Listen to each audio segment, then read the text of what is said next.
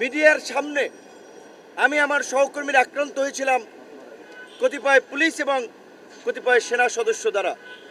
লোক দেখানোর একটা তদন্ত কমিটি হয়েছিল, 60-30 কর্মদিবসের টাইম দিয়ে এখন পর্যন্ত এই তদন্ত কমিশন আলোর মুখ দেখে নাই।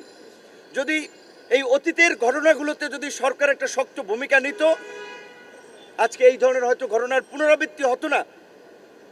আমরা যেটা বলেছি যে হাদির পরিবারকে ডেকে নিয়ে সান্ত্বনা দেওয়া হয়েছে, বলা হয়েছে তো বিচার করব, খুনিরা ধরা পড়বে, এই বয়ান শেখ হাসিনাও দিয়েছে। তাই আমরা বর্তমান অন্তর্বর্তীকালীন সরকারকে পরিষ্কারভাবে বলতে চাই, কোনো সান্ত্বনার বাণী শোনাবেন না, সান্ত্বনার বাণী শোনাবেন না। শেখ হাসিনার পরিণতি দেখেছেন, বিক্ষুব্ধ জনতা কিভাবে গণভবন ঘেরাও করতে গিয়েছিল।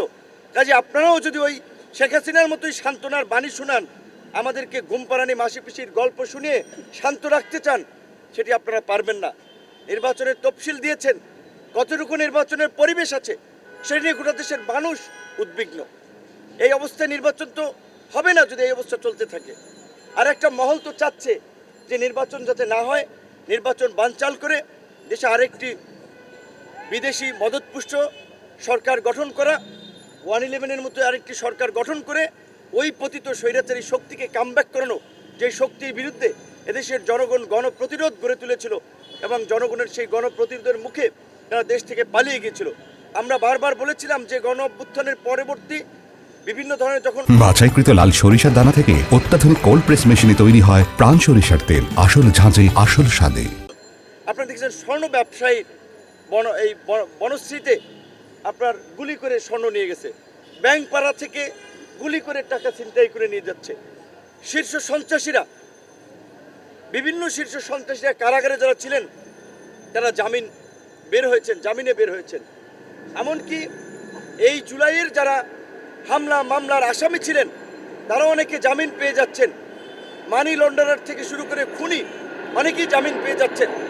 আমরা কোর্টের কাছে জানতে চাই, এই সন্ত্রাসীরা এই গণ অভ্যুত্থানে যাদের গণবিরোধী ভূমিকা ছিল তারা কিভাবে জামিন পাচ্ছে, কারা তাদের জামিনের জন্য দাঁড়াচ্ছে, আর কোর্ট বা কিভাবে তাদের জামিন দিচ্ছে। অবশ্যই কোর্টকে আমরা সম্মান করি, শ্রদ্ধা করি, কিন্তু আমরা তো চোখের সামনে দেখছি যে টাকা পাচারকারী থেকে শুরু করে খুনিরা জামিন পাচ্ছে। শুধু জামিন পাচ্ছে না, নির্বিঘ্নে তারা দেশ থেকে বাইরে চলে যাচ্ছে।